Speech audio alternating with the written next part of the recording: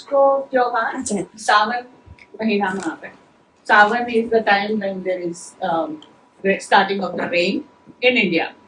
Today we have a very nice hot day here, but that's what this is, the Mahina of Sawan. Okay, so during Sawan time, this is the day when Shivji, Parvati ji was very disturbed. She was like, I don't know what's going on and things like that. And he made her sit down and reminded her of the time in previous Janma where Parvati ji had done a very serious penance to get Shivji as her husband.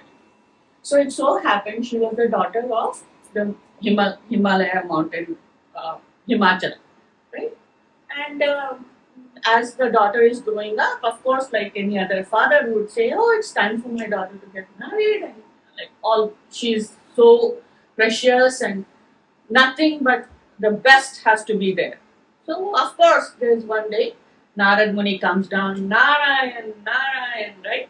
And the father and Narad Muni are talking about a possible suit for her, for his daughter, Parvati. At that time was Gauri, I think. So then, in the conversation, the father, of course, says the best has to be my daughter's husband. And Narad Muni suggests, oh, who else is better than Vishnuji, right? Let's take the proposal to Vishnuji. And Parvati ji gets to hear this, and she's like, oh no, I don't think I'm gonna marry Vishnu. I choose Shiv to be my husband. And I know it is not easy, but that's what I choose him as my partner. And she is very sad and she's sitting in a room. And one of her friends comes down and says, hey, what's wrong with you? And she goes, no, this proposal thing is happening and I don't want to do it. I choose Shivji in my heart as my husband, as my life partner. So what am I supposed to do? The friend said, oh, okay, what would you like to do? She's like, I want to sit and do a penance and please Shivji so that he comes down and asks for my hand to my father. And she's like, oh, that means you need time. And he says, yes. The friend says, okay, let me help you. And the friend helps her, some other friends together. They help her go to a place where nobody can find. It is a place that is protected by the magic where it's invisible. They take her to a cave inside and she's sitting there. Now Parvati ji is sitting in penance in her meditation and with a shivling in front of her and she's praying for Shivji to be her husband. And here are all these girls, right? These girls are taking care of the place, they are cleaning the place and do whatever is needed. At that time, finally, after a few years of penance, Shivji is happy. He comes down and he says, ask what you want. And she says, I want you as my husband. And that this is the day when actually yesterday is the day when Shivji says yes. Okay. After a few tests and few things, after that, Shivji says, yes, I will marry you. And of course, Parvati ji is very happy. The invisible shield is taken away, and the father finds the daughter. He's of course looking for his daughter, right?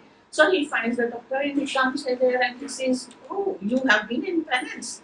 And sorry to have not asked you before, but what was this for? And she says, oh, I did this penance to get Shivji as my husband, and he has agreed to it. So father, this is what I want to do, marry Shivji. And he says, of course, that's the best news I have ever had. If you had told me before, I would have agreed to it. And okay, in any case, this is awesome news. Let's go home. He says, oh, just one moment. And her dad is like, oh, what's wrong now? He says, my friends have helped me in this journey every step of the way. Can you please give us this one day to celebrate just with my friends, just all girls. We want to have an all girls celebration by ourselves, and can you make it happen? And of course, the father is very happy. And Narayan Narayanji comes down and they both said, yes, we can facilitate this for you. So all the food is brought, all the friends, they are playing in the lawn, I mean in the greenery, having fun for the whole day. That is why Parvati ji has asked herself to this one day to be given to all girls so that they can be with their friends and have a relaxing day. On the day when it is raining lightly and it's a beautiful day after a very hot summer. So that is why today, as a Chhoti Teej, we celebrate with our friends. It's called Sakyota. Yeah, that is the story. Then came the Jhula. How did the Jhula come? There was a time when Krishna Bhagwan and Radha ji, with all the Sakhis again, they were all having a good time and they were like एक दूसरे की टांग खींच रहे type of situation. And Radha ji challenged Krishna, said, "Oh, do something for me that nobody has done so far." We all challenged, don't we? Radha did it. And Krishna said, "Oh, I can make a bansuri for you." And you do it for everybody. That's not special. Do something very special. And Krishna said, "Oh, what would you like?" And he's like, "Oh, look at the nature around. It's such a beautiful day. The wind is blowing and all the flowers are blooming and everything." And Krishna said, "Yeah, but what do you want?" And she said, "No, that's for you to come up with." So Krishna Bhagavan said, "Okay, I will do something for you." And there was a banyan tree close by. He took those two root branches that come up, tied them together, and made Radhaji sit on that and pushed her gently. And that's where the invention of Jhula happened. So Shivji and Parvati ji made this day for us, and Krishna and Radha made it a Jhula day for us on the same Chhoti Teej day. This happened centuries later, but it was on the same day. That is why Jhula is a very important part of our celebrations. Then came this, in the time of Kali Yuga. This is the third story I'm telling you guys. In the time of Kali Yuga, there was this one family where there was only one daughter and 7 brothers. Okay, one sister. So everybody, brothers got married, the sister got married, went to the in-laws' house. How it was in Rajasthan times, like when once the daughter is gone, married and gone, she only comes home for special occasions. And Sawan is one of those special occasions where the daughter comes home. But when the one brother went, the Sas didn't send the daughter. Second brother went, the Sas didn't send the daughter. So some days of the Sawan went by. Then came the Chhoti Teej time. So the mom said, "Hey, Chhoti Teej, the daughter has to come home. All her friends are waiting for her. Go call her." So the brother went, but the elder brother who went on the way, he had to stop by somewhere and he couldn't make it to the sister's place on time. Back home, the sister, her husband is out of town on some duty or something, right? So she's not treated that well in the house. She has to do all the housework, all her Jeth and Jethani's food and all that stuff, and Sas is a main character. Anyway, in that case, on the Chhoti Teej day, the sister is waiting for her brother or somebody to come from her mom's house, or at least some news. And she isn't getting any. So in the morning, she looks up and she's seeing all these women going to the Jhula Jhuling, and they are going to the temple or some kind of celebration. So she goes and asks the Sas, "Hey, can I go out to a temple?" And she's like, "Okay, you may go to the temple later, but first do this." So she gives her like about 10 kgs of jawar and 10 kgs of bajri to grind. You all remember the grinding part, the chakki? So she sits there and grinds the jawar and the bajri and all, and says, "Here, I'm done." Says, "Okay, who's going to cook this then? This is ready, but who's going to cook it?" So she cooks for all the 10 kgs of jawar and 10 kgs of. She cooks all, and the Sas has given everybody the food, and everybody is eaten. So in the end, she makes a small roti for herself and puts it aside. And she's like, after everybody is eaten, she would want to eat. But the Sas says, hey, who's going to do the dishes now? Go do the dishes first. Okay, she goes and does the dishes. While she's doing the dishes, this last roti that she has made is also stolen by a cat. So she has not eaten anything. And by now it is late afternoon and evening, and she doesn't have any food to eat. So, and it's raining a little bit. Of course, it's a Chhoti Teej day. So, and she doesn't have a proper bed to sleep. So she goes outside, sits under a tree, and she's sitting there and thinking, how come my mom, my brothers, everybody just forgot me on a special day like this? I wish somebody was out there who would think of me also, right? I'm in this situation. And she's about to fall asleep and she sees a snake on the tree. She gets up and she prays to the snake that you have come, that means you will bite me. I request you to not bite me on my feet or my legs or any part of my body. Bite me on my tongue. And you know why? Because I had this thought and spoke those words out of my mouth for my brothers and my mom and dad that how come they didn't think of me? That is a bad thought that I had, so bite it on my tongue. And she puts her tongue out. And the snake is about to come down. That is when the Chhoti Teej Mata shows up. And she says, stop, you can bite her. She is the purest soul that has ever been. And the snake says, but she's requesting me to bite, so I'm here, hey, I'm gonna do it. I said, no, you can't do it, it's my order. Get back, get out of here. And this girl, she says, Ma, I'm glad you are here, but this isn't like this anything. My life isn't anything great. And but she says, no, it is your life is great. So actually she asks, how come you call me a pure soul? What have I done that I'm so pure?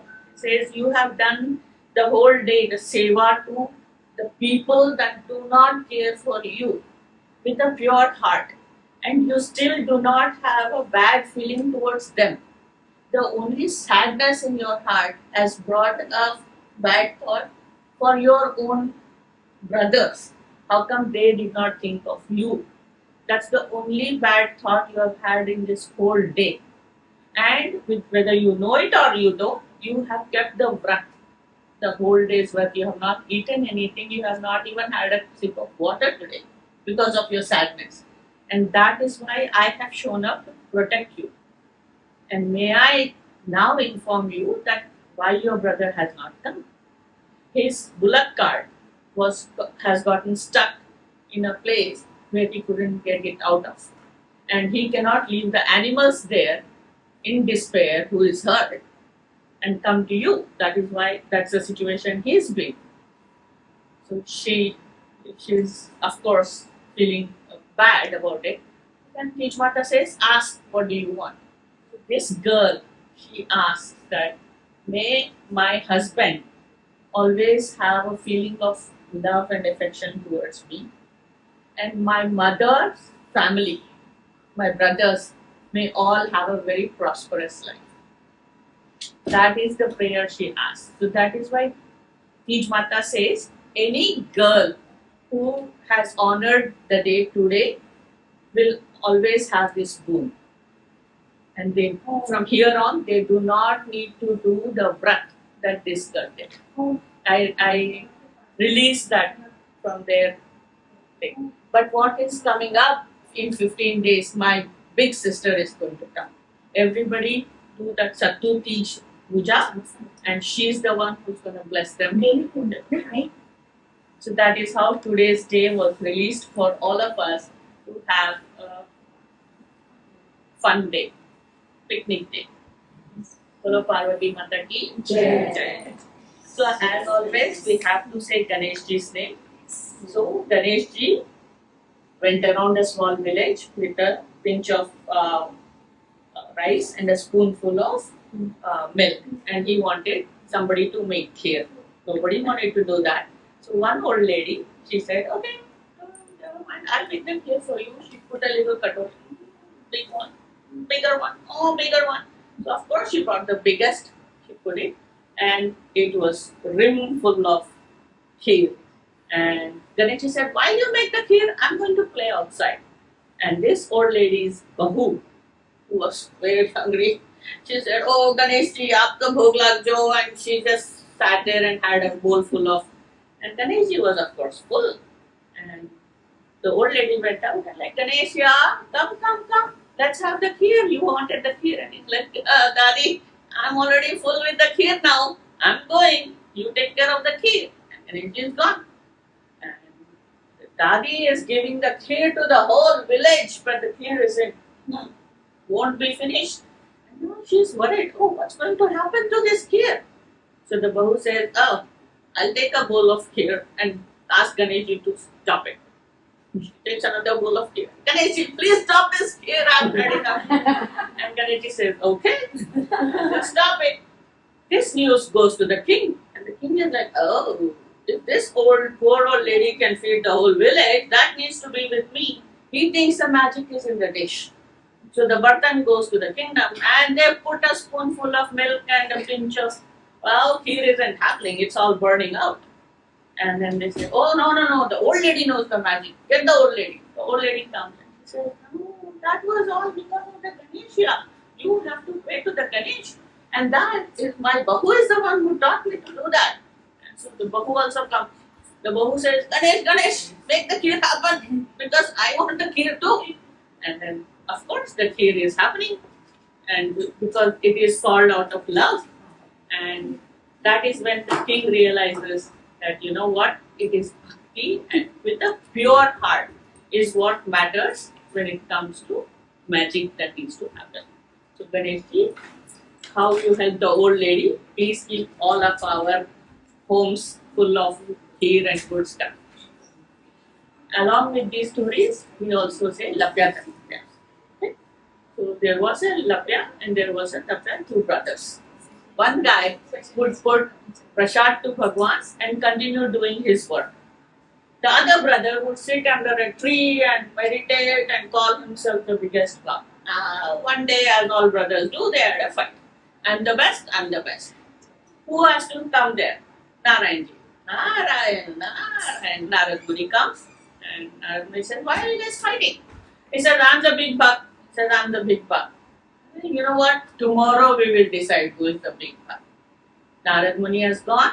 Both the brothers are doing their stuff. He takes a nice, huge diamond ring, throws it down, and watches from back there. So this one brother, he looks at the ring and like, "What? That's useless." He makes his bhog, puts the bhog to Bhagwanji, goes back to his field. Now he's doing his work. This other one who is doing this tapasya is like, "Oh, that looks interesting," and he takes it and he puts it on, and like, "Oh, when I grow old, this is gonna come handy." He says. Narad Muni comes down and he's like, "Oh, so let me see who is the big buck today." And this other guy is standing there and, "Yes, tell me who is the big buck. I think I am." And he says, "Yes, you are." And he's like, "No, I do the tapasya. I am the big buck." Like, pick up your foot. Okay, there comes the big diamond. Like, oh, you've messed up. When you have these kind of feelings in your heart that are not pure, you haven't done bhakti yet. And you've been selfish. So it's like, oh no, that's bad. I've been doing this meditation for so many years. Now it better be something that, how am I going to catch up? Like, okay, anybody tells the stories during their puja time and do not take your name, they won't get the profit of that puja. The credit will come to you. Anybody who calls their nanand home, husband's sister, but not the daughter, they are not, if the daughter is present, then they will not get the fruit of that. You will get it. So there are multiple things like that. But the main thing is when you tell stories about these pujas, you have to tell a story about Lapya and Tapya and take his name. That's when you get the credit of your puja. So today's puja, today's celebration, we hope and wish that Mona you get all the credit for because we have taken Lapya Tapyaji's name here. That's how. Thank you. बहुत प्यारा late किया